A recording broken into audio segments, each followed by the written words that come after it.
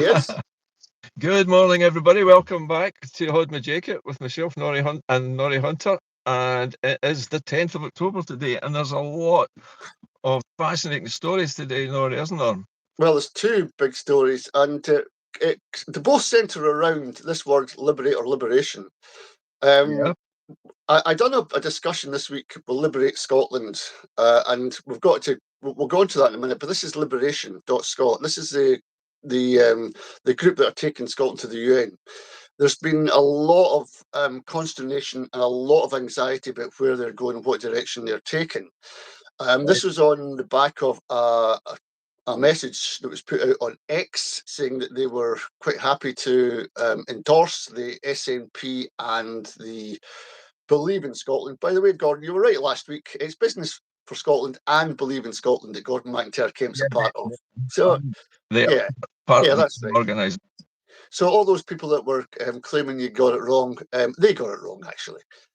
Anyway, getting back to this story, there's a lot of things going on with Liberation that we need to find out because, Gordon, we need trust in people.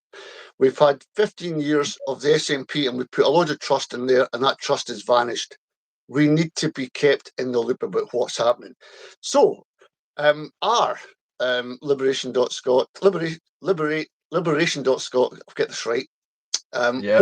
What is their stance with Gordon McIntyre Kemp, especially, and Believe in Scotland? Where are they going with this? Are they looking to seek support? They were said to be, Gordon, not politically associated, not party Yeah. associated.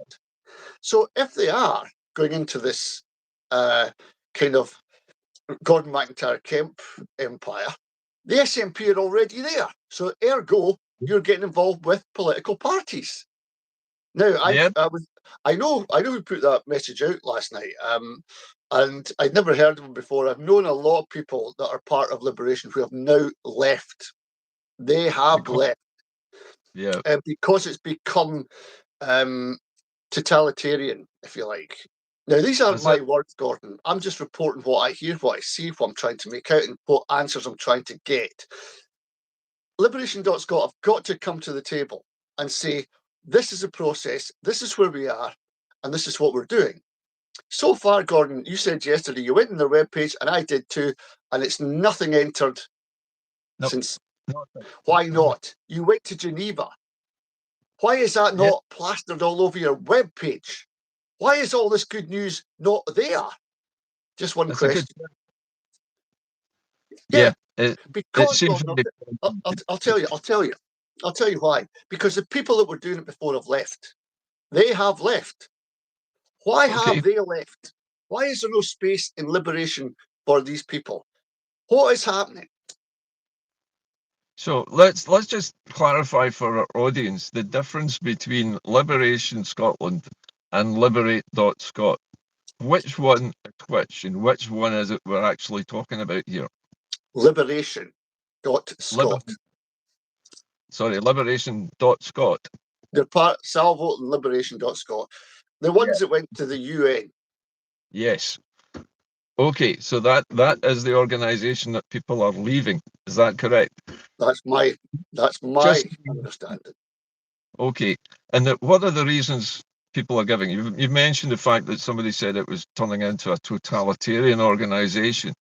So I'm guessing that somebody in that organization has been seen to be kind of taking over and not allowing other voices to be heard. Is that an accurate appraisal, do That's you think? that's broadly what I'm hearing. But if it's not, come and tell us. Come and tell us if that's not the case. Right. And do you know what? I'll come back with names and people. Um, so tell me that's not the case.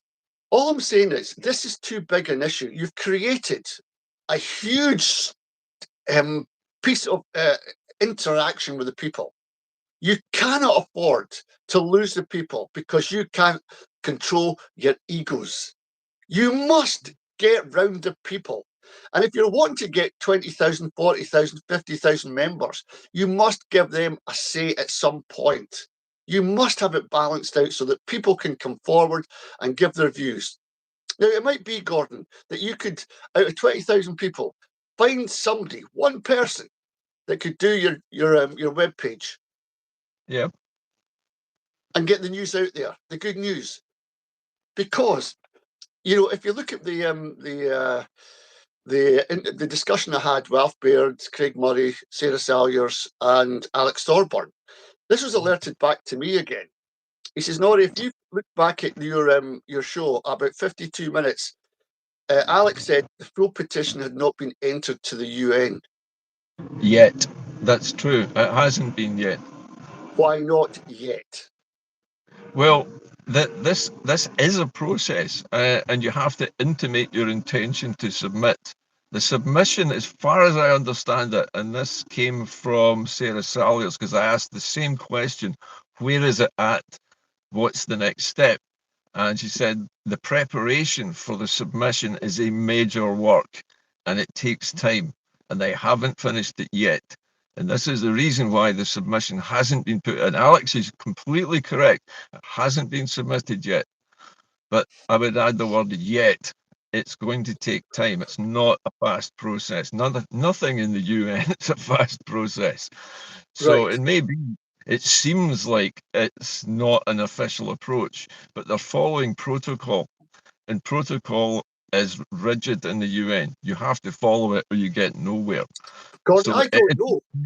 I don't know what the process is for the UN. I've never been there. I can only read what people are telling me. this is How do why you know? this is Nobody why knows. How come they? New Caledonia are on the way there. They're flying past with their case for decolonisation. What were their steps and what did they take? And how did they well get to that where they are now? Shouldn't that be up on the webpage and discussed on open forums? We can take their case and look at where we can go. yeah, that's true. And the problem is that New Caledonia started well before us. We've only just come to the party in the last 12 months. So we're right at the very, very start of this.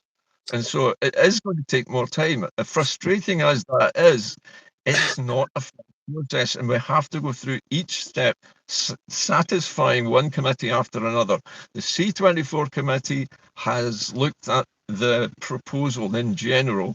That then goes to another committee called the C4 committee, I know which all that. Yep. Yep. decides to take it forward based on the detailed submission, which hasn't been prepared yet. As far as I understand it, that was my understanding of it. So it's not there yet. It's still in process, and we can't hurry it. It's not something we can rush. But I would agree with one thing, and that is that we need more detailed information on how this works, so that people don't jump to conclusions about it. And I can imagine that there are problems within organizations like Liberation.Scot because they're kind of nebulous. They don't have a leader. They don't appear to have much of a structure or a kind of discipline that you would get in a normal organization like a party. And it could well be that, some figures are more prominent than others. There are personal and interpersonal problems at play within the individuals in these organizations. And some of them think, well, this person's taken over the whole show. And that's Yeah. not what that's about. I'm leaving. And that is probably what's going on from what you've told me. I just want to put the dots together and make sure that we're not led down a garden path to nowhere. I want facts. I want to know what the steps were for New Caledonia. That should be on their webpage. If you've got a precedent for this and it's happening in front of our eyes, crikey, Craig Murray's there. Yeah. Alf Well, actually, Baird's there. Craig Murray's a very guy to ask, actually. He knows all about No, this. He's somebody. probably got more knowledge than anyone else about it. No, Gordon, there should be somebody back here taking information from Craig. He's a busy guy. Somebody out the 20,000 taking notes, putting up on the webpage, getting us excited. This is where Yes, New Caledonia is. This is where Scotland could be. We're making connections. We're being. There could be a hell of a lot of things going on, Gordon. yeah, we do need somebody to take charge of that flow of information. And if Liberation Scots website, and I've looked at it quite carefully over the last few hours, it hasn't had a major press release since June. Nothing has happened on that website for 3 months. It looks to me like whoever was running it isn't running it anymore, and it's just staying online Correct. without anybody monitoring it or changing anything on it. And that's a real shame. It But that is. happens. It happens when people are too busy to do it. It's not about that, Gordon. When you've put a lot of store into taking Scotland out of political parties and going somewhere different to the international community, this needs radar focus. This Yeah. needs a lot of people working, singing from the same hymn sheet. If you haven't got that, you've got nothing. Because Well, egos take over, people get skint, people are now worried about their cost of living because they're putting so much time and effort into it. And those that have got money can survive it. You know, Gordon, when we get paid nothing for doing this, we get nothing. Nobody ever does get money for doing this. And it hits you, it eats you. that is a problem we will always face because the only people who can devote the time to this are retired. You know, the people who don't have to go and earn money every single day. And they can take the time to actually spend doing this stuff, managing these websites. That's what we need. We need people who are actually, motivated enough and have the time to do it. Because the rest of us are all struggling, as you say, you hit the nail on the head. We're all struggling to survive through the current times. And that is what makes it difficult for us. We don't have the organization that the parties have. The Mhm. political parties have money, they have professionals, they have lawyers, and all the rest of it. We have a handful of people that we can rely on to do this work, and they are mostly all either exhausted themselves or retired or not well. People have health issues, they drop out. And until we can pull something together where somebody produces the copy, somebody checks the legality, it's then discussed amongst members of the organization, agreed, and then the press release is put out, you can't really do it because the people who have resigned, and the ones I know, of the few that we've talked about, the ones who personally, friends of mine who I know, have they've seen that there's nothing, there's no management of the information flow, there's no democratic process, there's no debate about what's published, and therefore they're pissed off, and that's understandable because stories are going out without anybody knowing who put them there at odd times of the night. They're not attributed to anyone, Gordon, and everybody's Gordon, going on. just hold on. I've got information from the guy who put the stuff up, right? Right. He told me everything what he was doing didn't make sense to me, and I'm not going to divulge into that, but I know what he was doing. He kind of half apologised, saying, "So one person out of that 20,000 members decided that he had the authority to go and put something on X. This is the lunatics taking over the asylum, Gordon, and I mean, I'm right to ask questions. I'm I right. This is my no, no, future as much as anyone's. And I will but ask questions. And I can see the we're all, messages coming in. if this is the organization which is speaking for us in the UN, and one person who has not been sanctioned to give any comment or write any articles puts something up that causes this amount of damage, that needs to be snuffed out right now, because he might have thought he might have been perfectly well meaning, but why not put the article out under his own name then? But you've lost, Rather than, Gordon. You, it's not just that. You've had people responding to this saying, that's it, that's the end of me. I'm getting out of Liberation. Scott. I have no truck with these people anymore. That's the damage it's done. yeah, People have and left. you can't undo that. No. Once it's done, it's And so. these I mean, I don't people know. leave, and when they leave, they take a bad smell with them. That's the Mhm. problem. Sort this out, Liberation Scott, because if you Yeah, don't, you're going to leave us all wondering what the hell's going on. I agree. I agree entirely. It needs to be taken in hand. There needs to be some management, there needs to be rules, and there needs to be people appointed to deal with this kind of information flow and make sure it's agreed before it goes out. It's as simple as that. This is just Simple. a one-person disaster that's been provoked by a But single article. But it's been festering, Gordon, for a long time, and now Is it? it's the bubbles burst. Watch this space.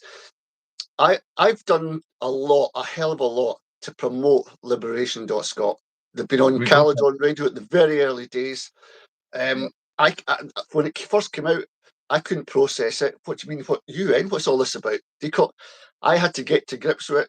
I gave space on the show. I've chaired meetings. I've been to meetings. I've Yep. interviewed different people. I've promoted, and now I'm at the point where what was all that about? Yeah. Why did I bother? No, it's a good cause, and it's a definite cause, and a road we should travel up. But why are Yes. you making it so bloody hard? Why are you looking out for yourselves rather than Scotland, the country Well, itself? I've got a lot of experience of being a member of or even an office bearer in some kind of voluntary organisation, right? A sort of charitable company limited by guarantee that does educational outreach. And what happens in every single one, whenever it's done by volunteers, you will always get 3 or 4 volunteers who actually run the organisation. And among those, one of them will start to take over.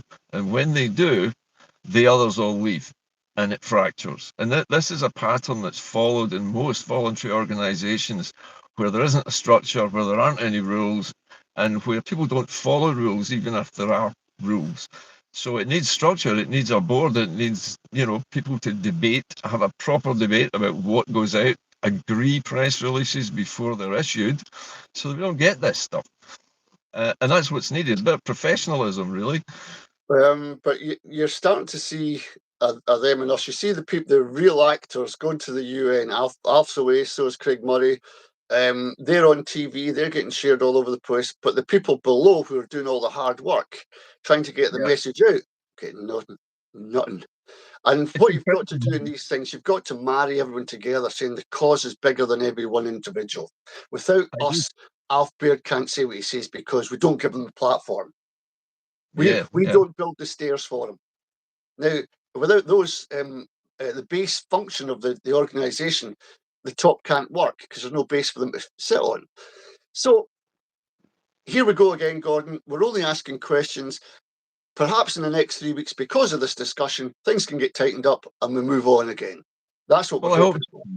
I hope so, and I hope we've actually, as well as opening up this subject for discussion, maybe provoke some positive moves by the organisation concerned and the individuals concerned as well to make sure this doesn't happen again, and that even if those members who have left don't return, that those who are still there realise what damage can be done by just one single unsanctioned press release.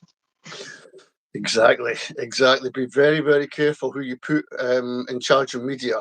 Very Yeah, careful. and people are very they're very panicky at the moment. Everybody's very suspicious of everything, and so if anything doesn't smell right or it appears at a funny time of the day or night, people are automatically suspicious and they don't trust it and they take exception to it. And that's understandable because we know organizations are being infiltrated. And we know that there are people at work within these organizations who have, let's say, bad intentions, right? They're not there to help. And I tell you what, Gordon, some of these infiltrators are very, very clever. They can mesh in with you just like your own brother, and you wouldn't know. And they're there, they're ghosting alongside you. Very Watch where subtle. you're going, Liberation.Scot. Watch who's around you, because this is such a big issue that, as Alex was saying in the interview I was doing with him, I can't wait, Alec, till Keir Starmer is in front of the UN trying to prove that Scotland isn't a colony. And Yeah, everybody laughed and everybody thought, yes, this is what we want. If that transpires, well, it's not going to happen, Keir Starmer might be out of position. And it's somebody else, Nigel Farage. What do you think yeah. he's going to do? We need to get the skates on. We need to tell the UN we need to hurry up. Because if you don't, I there could be riots and there agree. could be Yeah. anything. We need to forget all this time lags and the slow movement of the UN. We say to them, get this done now. Get us through these procedures, because if you don't, Europe's going to be, and we don't want to be Yeah, we part of that. we can't really act on this until the United Nations agrees that we're non-self-governing territory, because that's the thing that makes the recognition happen when we do leave.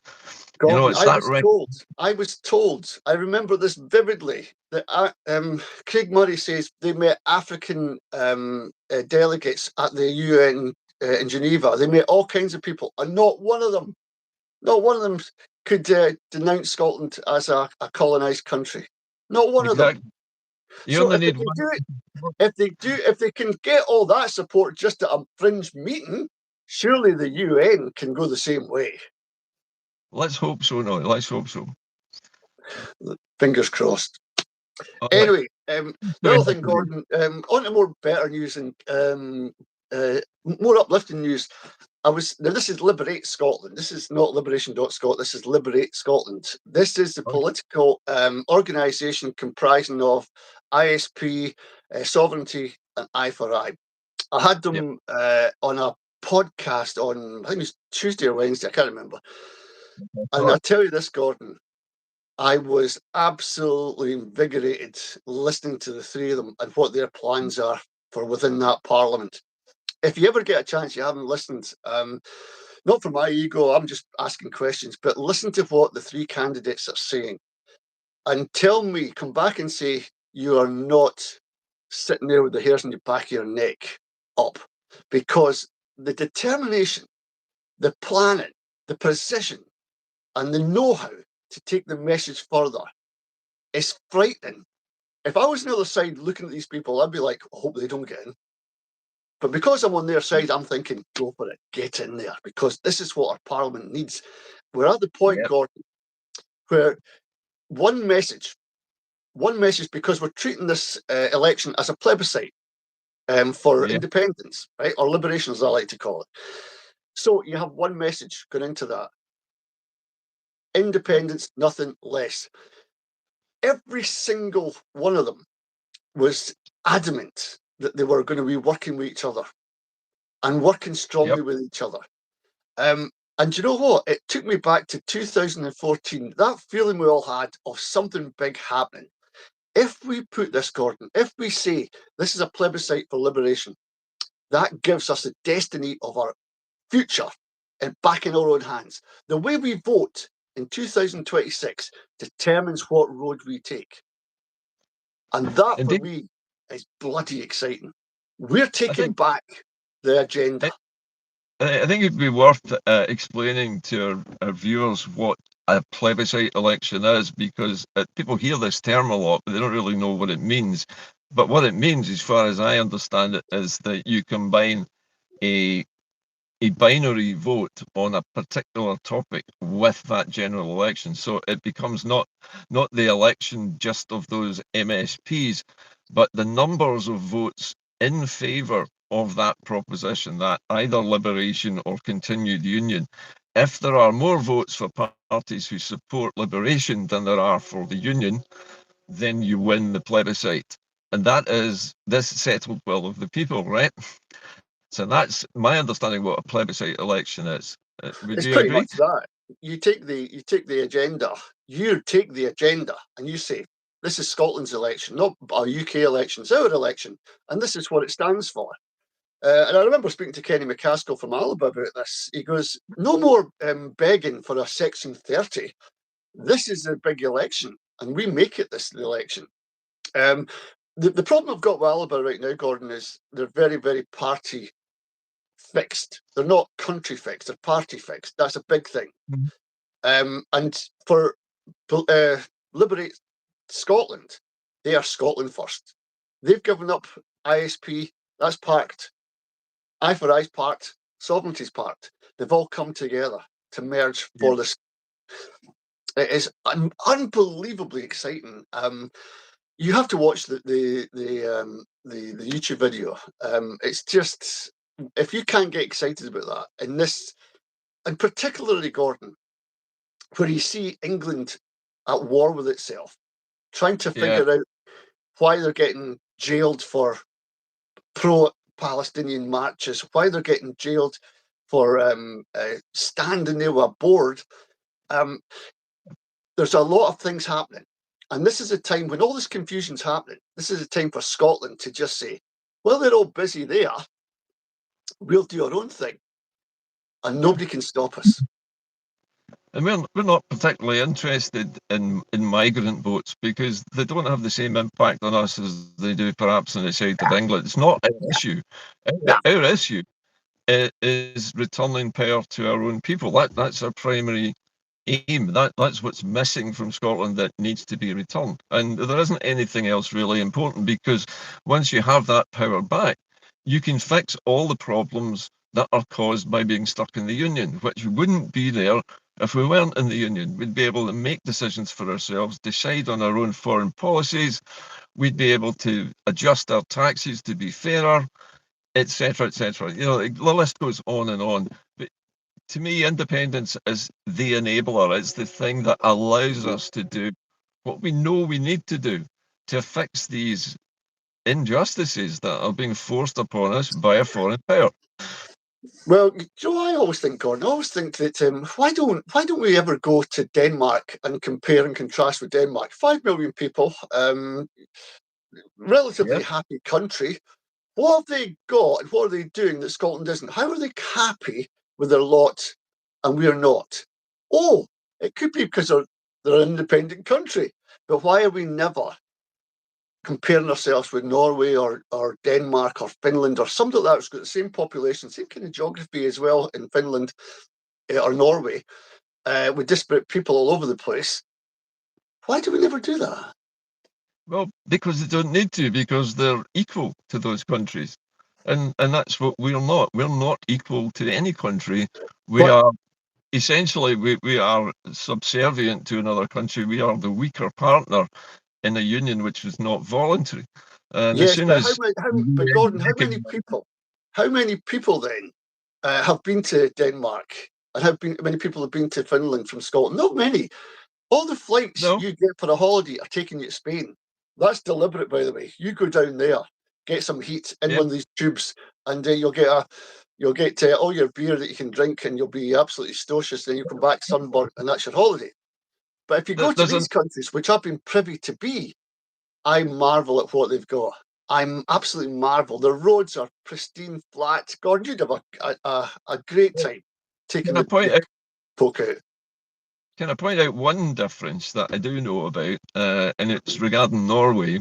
And one of the reasons Norway is so wealthy and why everything is so good there is because their oil and gas industry is in public ownership. It belongs to the people, and therefore all the benefit that flows from that flows into the country and flows to the people, and that is why life there is so good. And that's something else that's missing here. All of our oil and gas has been basically taken away, sold in the open market, and all the benefit went to England, whose economy was collapsing and tanking. Didn't go here. We were just left to try and survive on whatever table scraps we were allowed. And that's again because we're not independent, because we never took the step of saying, no, you're not going to take our oil and gas, it's ours. We will take it into public ownership and we'll use it for the good of the people here. Yeah, And that's why we're not like Norway. So the other place I like to compare Scotland to is Poland. Poland, once the Soviet Union collapsed and the Soviet Union moved out of Poland, Poland's economy has boomed. It is one of the most modern and vibrant European countries there is, and its economy is yeah, constantly booming. And that's because it's independent of a bigger state. yeah. Yeah, I always, God, you know this. I always look at Latvia, Estonia, Lithuania. They had to break away from that massive state that was next to yeah, them, and then they boomed. You know, of um, course they it, did. that's what happens. But there's a great thing happened last night. Up to 68 minutes, I thought it might not happen, but Scotland beat Greece at football. Right now, Hey, this is another thing. This is where we have to be really careful about what happens. And I'd ask people to watch carefully about the next few games Scotland plays, because the more Scotland plays and wins, the more it gets downplayed. Last night, Gordon, I don't know if you watched it on. I watched it on the iPlayer, uh, but you know what? There's no TV studio. The presenter was outside on the pitch with the three others. They're all standing there. Do you think that's a choice, or do you think that's deliberate? It's deliberate. Well, who was the TV channel? BBC.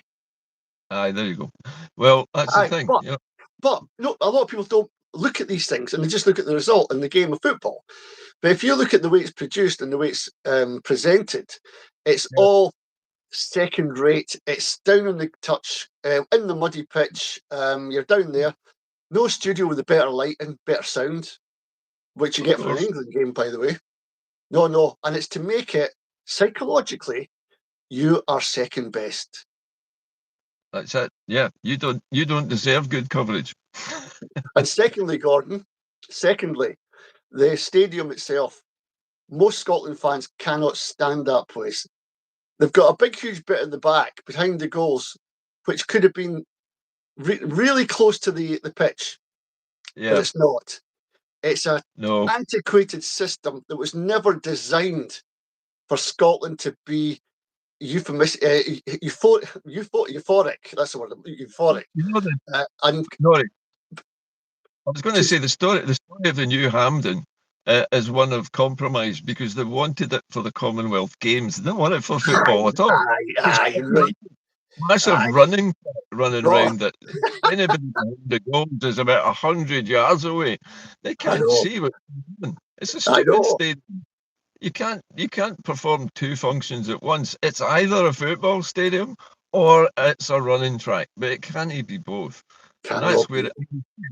it's disgraceful. It It's is, not God. even the old Hampden was, I don't I think. The know. old Hampden, you had a better view. Aye.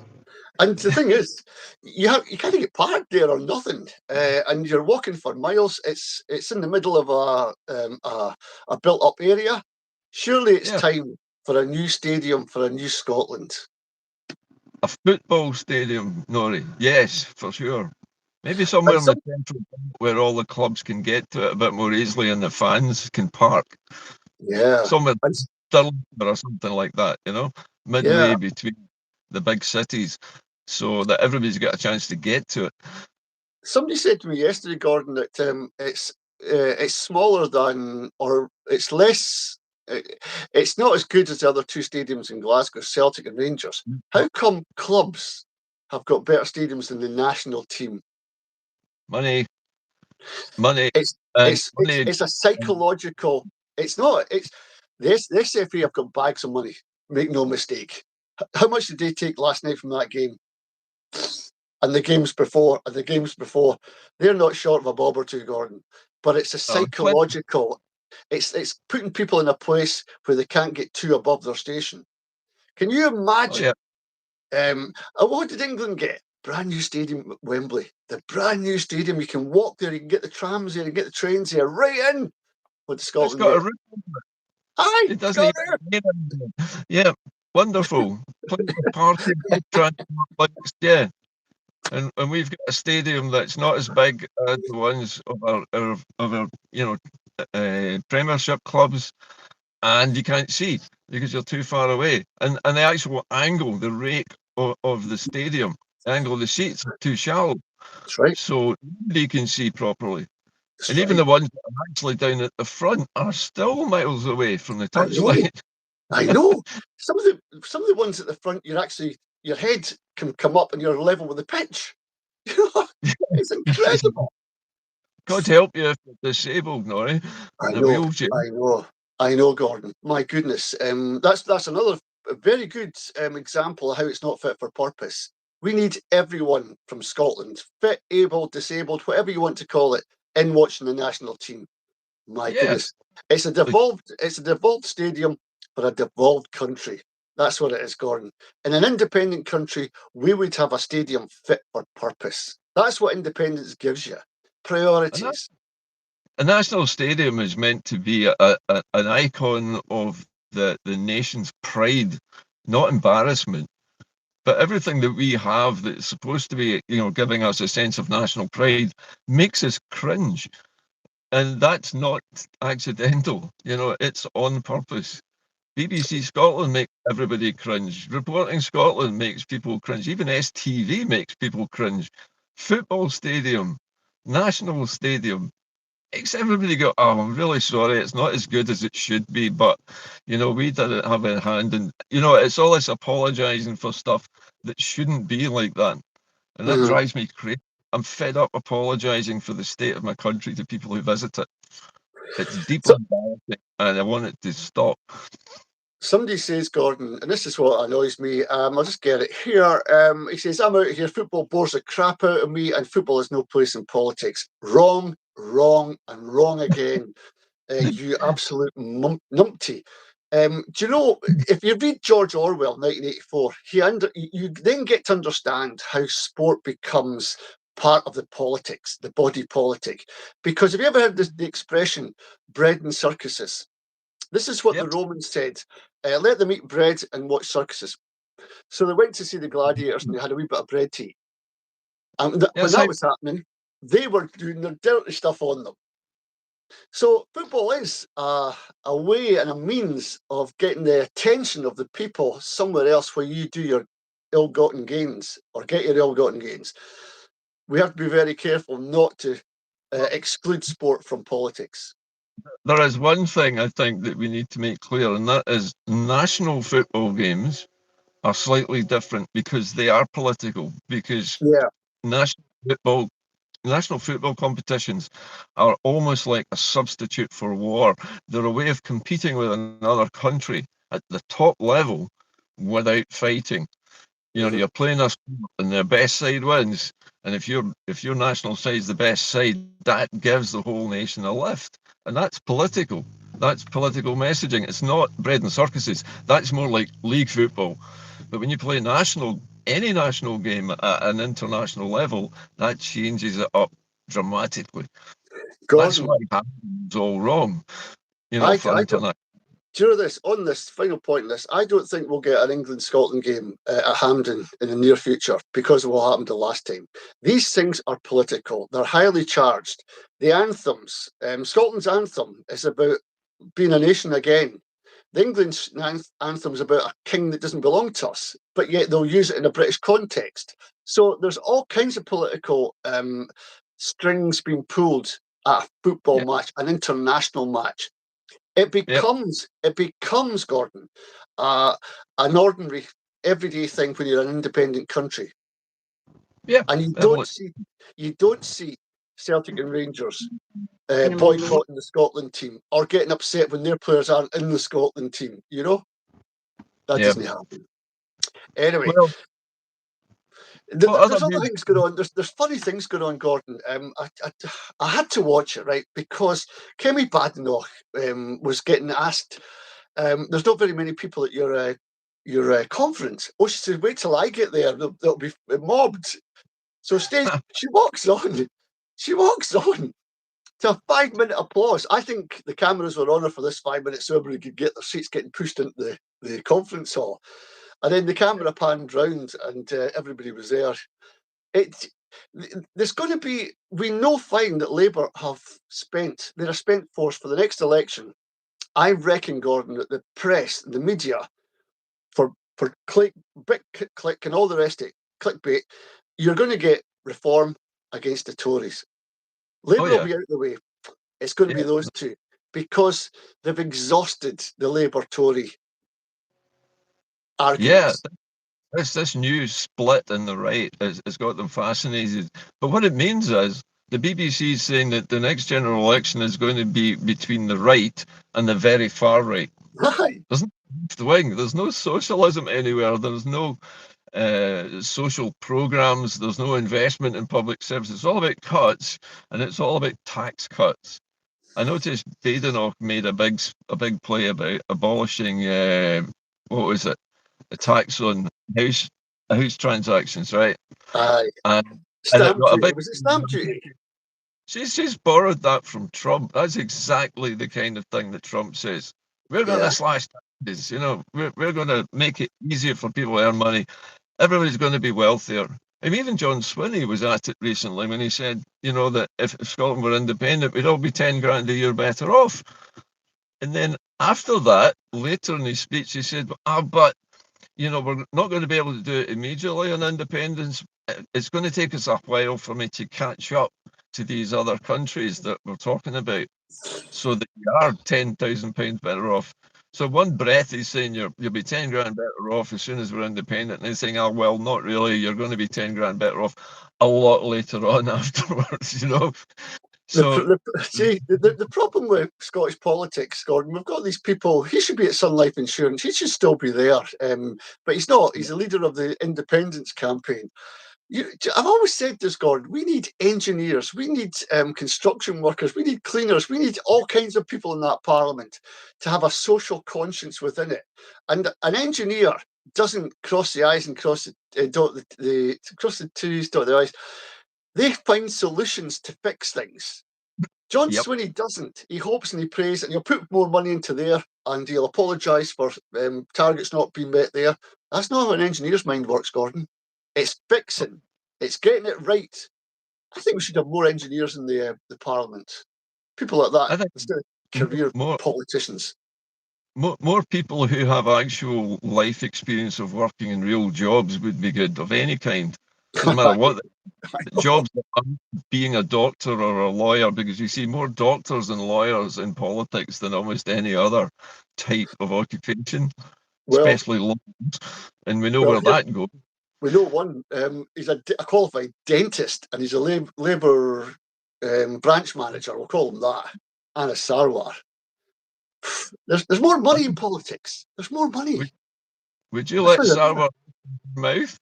I don't think so. No chance. Wouldn't trust that man with anything.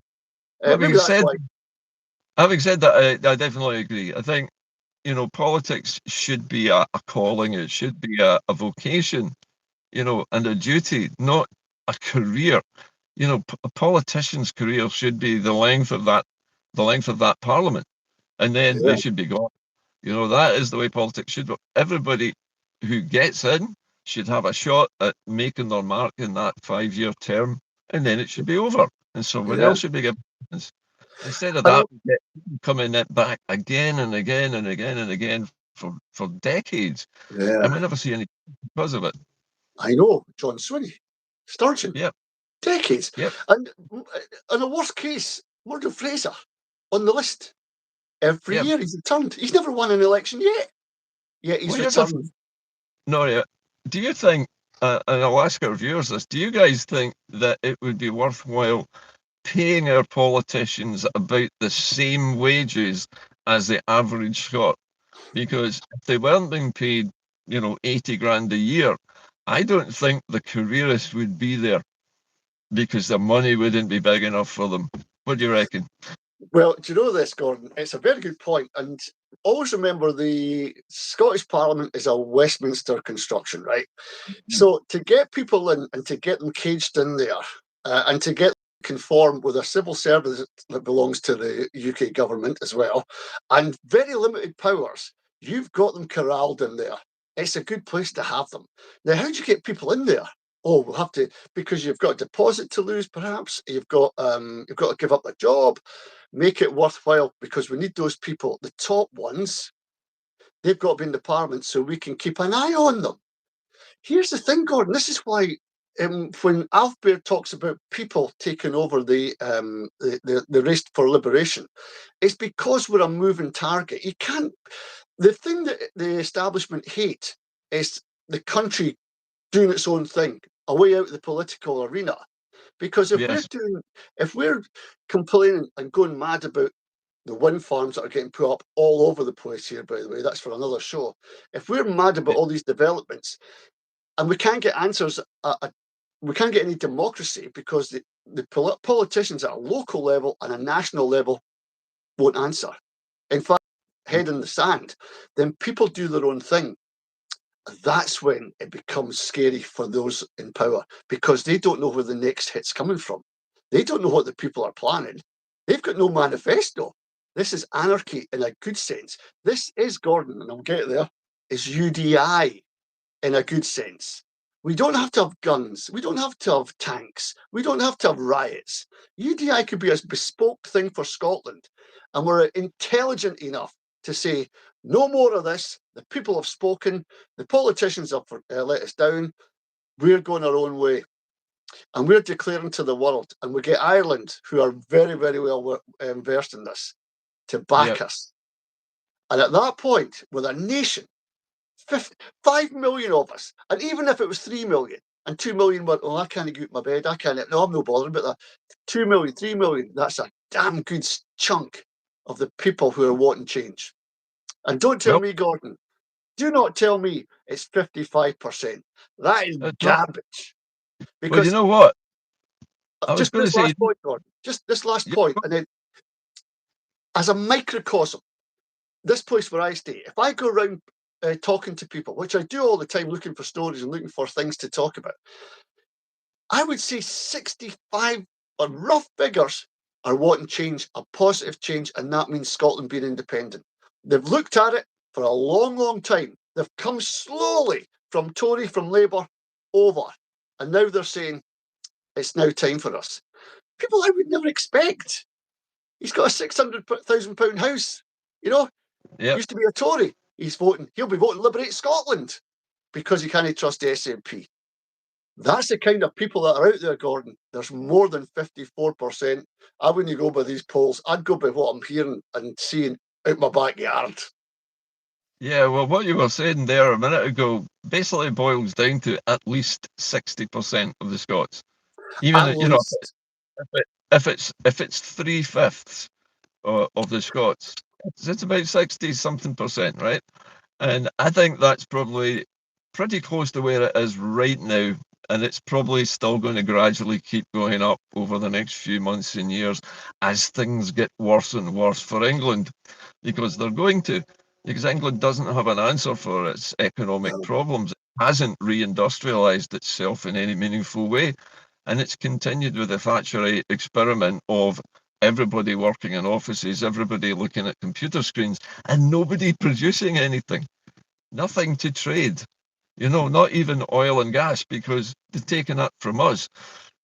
England has gas fields aplenty. It has slightly fewer oil fields in its own sector. It doesn't actually need our stuff. It just wants it.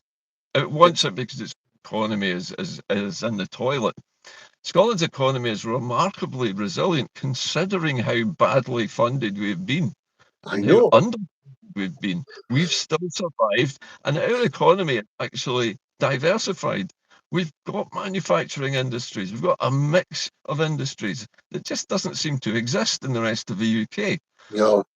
Portsmouth shut down. That should have been replaced with a cracker plant to reprocess plastic, not just left to moulder.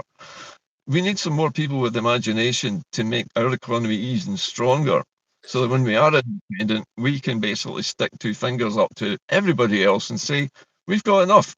We're going our own way. We don't need you.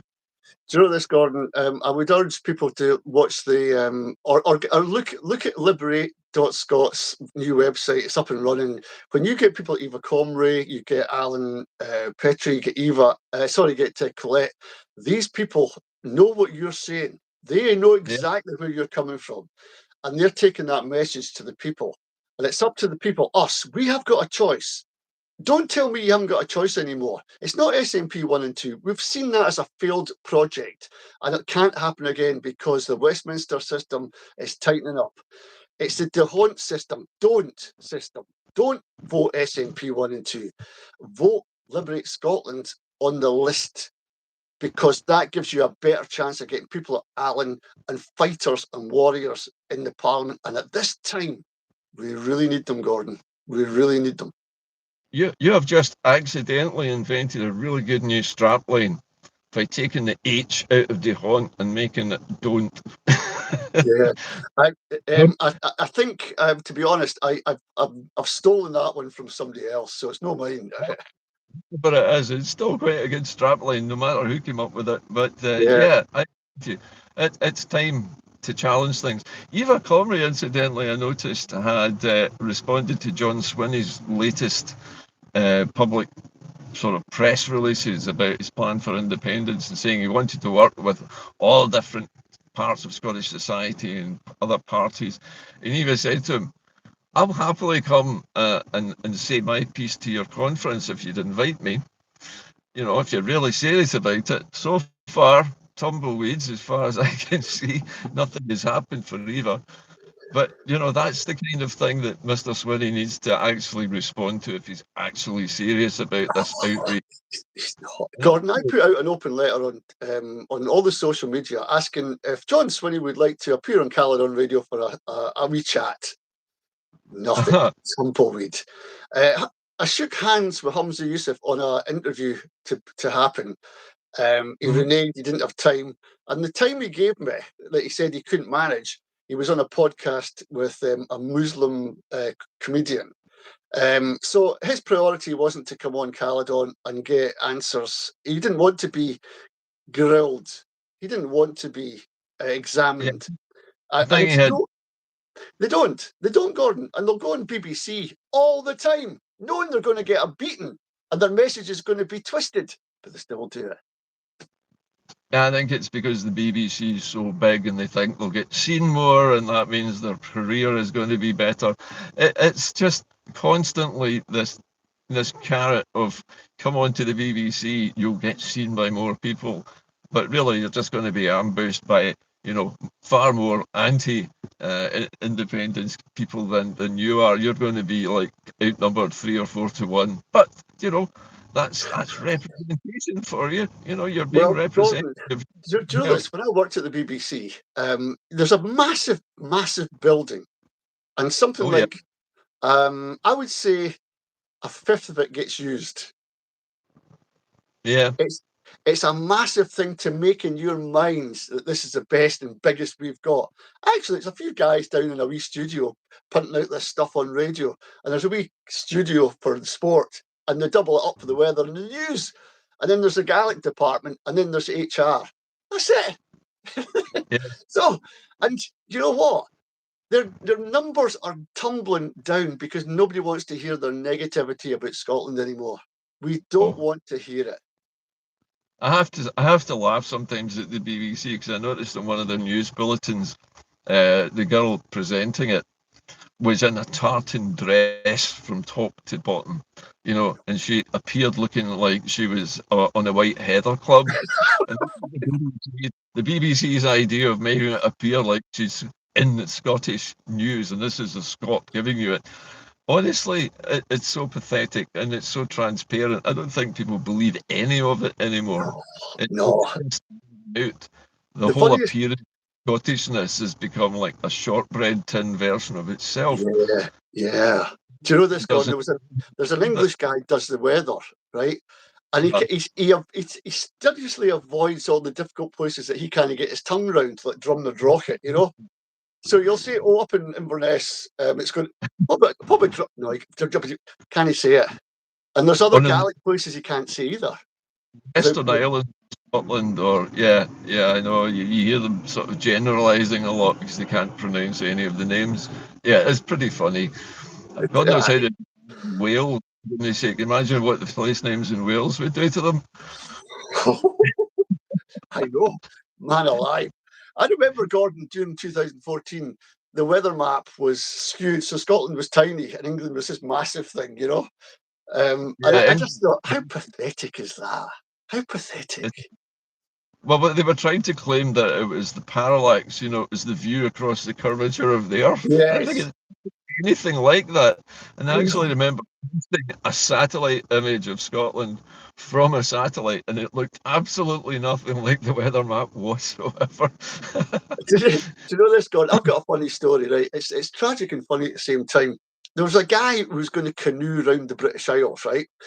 And he knew in his mind's eye, he sailed right down he started in the Washers in Norfolk above London and all the way around.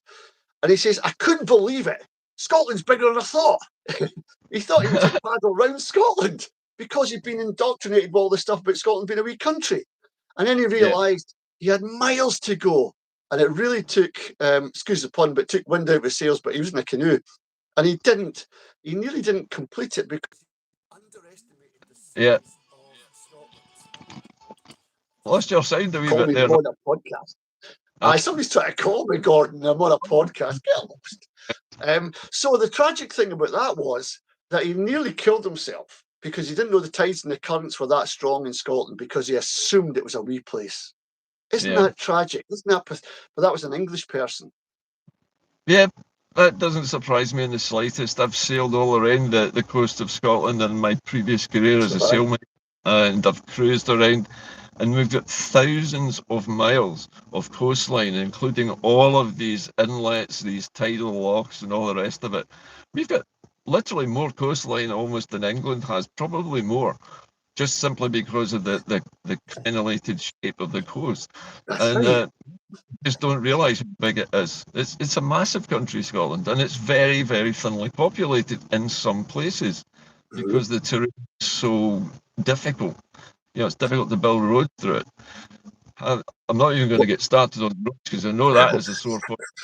That is something, incidentally, in Norway that you would never see. You would never see roads with potholes. You would never see single track roads with passing places. Everything's beautiful. Everything's modern and fully wide roads. Even going around these difficult fjords, they managed it. And yet we can't get a single road to connect, with the north of Scotland that's anywhere near drivable.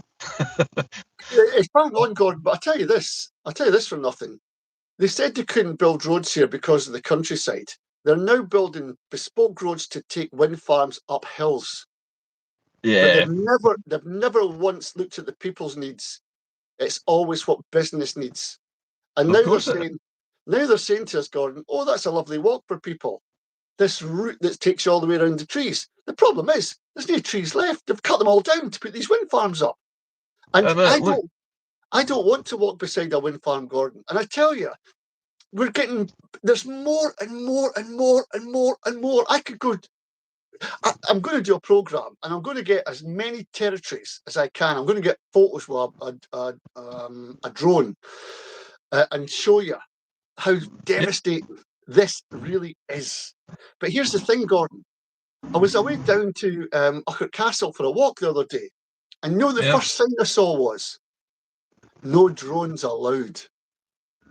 And I asked the guy, I says, the security guy, I says, what's all this about no drones? What are they scared of? He goes, it's people's private information. They don't want to, you can't ask to put a drone up and take a person without his permission. I says, what? You'll be a wee ant. When a drone goes up, it doesn't see you. You're tiny. It won't recognise you.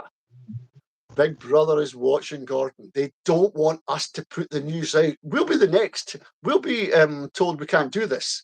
If George Galloway, for heaven's sake, gets stopped at an airport and manhandled, if the flotilla go to get kidnapped and Keir Starmer goes, well, that's Israel's problem. You have no defence. Your human rights have now been taken from you. You are not allowed to communicate. So, listen, people, if anything happens to me in Gordon or we disappear, you'll know what's happening because we're not supposed to be telling you all this stuff. They don't like it. They really don't. We'll be wearing concrete shoes and having a wee swim in Loch Ness. I'm telling you. But you know what? It doesn't scare me. Does it scare you? Does it scare you? No, I mean, I had some worries early on in Inde-Car's existence where I was being trailed by white vans that were jamming me. That lasted for about 18 months. And I eventually ended up shaking them off by going to different places. I would take my roof sign off so they couldn't tell it was me. So I just made myself a lot less visible to them. Eventually they got fed up and stopped doing it. But I had a friend who was a retired Scottish police chief who actually told me, without me contacting him, he contacted me from his retirement home and said, you realise, of course, he said that there are two of these vans and they're operated by Special Branch and they're manned by people who are tasked with shutting up anybody who's saying things that might threaten the crowd in any way at all. And that's the job, is to look at things like this and try to jam them. Two vans for the whole. I got asked, right, why Caledon Radio wasn't put on DAB radio, so I can get it in my cars and all that. You actually could, if you used Bluetooth, you could do it, and people did do that. But under Ofcom's guidelines, Caledon was the same as IRA. And people didn't believe me. People did not believe me. I said, look, any threat to the British state, that's what we are. And look, in 2025, you can't even protest against genocide. That's what they were doing to us at Caledon. And I tell you, one time we had our system got jammed so much that I had to get a good friend of mine who lives in a bunker with computers around him, and he's got pop and crisps and stuff. He just stays down there. And he says, you've got a signal coming from London. I can see it. I says, what? And one from Istanbul, wherever that is, and one from Thailand. So it was all coming. He says, ignore the first two. They're what's he called them? They're side issues. Just call them that. He says the big strong ones coming from London. They're hacking your system. And so we had a big, huge program coming on, and all the letters on my PC turned to hieroglyphics and started dropping down. I had nothing. And they just crashed it. You know what they done, Gordon? They sent me over 10,000 emails, and my system couldn't handle it. So this guy says, it's a cyber attack technique. They overwhelm your system with millions and millions of emails that are generated by some machine that they've got. That's a very common tactic for shutting people up. It basically crashes your entire computer because it can't cope. Anyway, listen, speaking of can't cope, I can't cope with any more of this. I need to get off. So, two things to remember, Gordon. Like and share this content. It doesn't take much. It's just pressing a button, because the more people hear this, the more we can ask questions, and the more we can delve down and get answers to the big things that are annoying us right now. Trust is a huge thing in politics. We want to maintain it. That's all. Yeah, and also ring the notification bell so you know when we're going live. That will also help the algorithm. Anyway, that is it from Haud and Jaiket today. Nori, have a great weekend, and I'll catch up with you next week. See you next week, Gordon. All the best, folks. Look after yourselves. All right, folks. Bye-bye for now. Bye-bye now. And bye.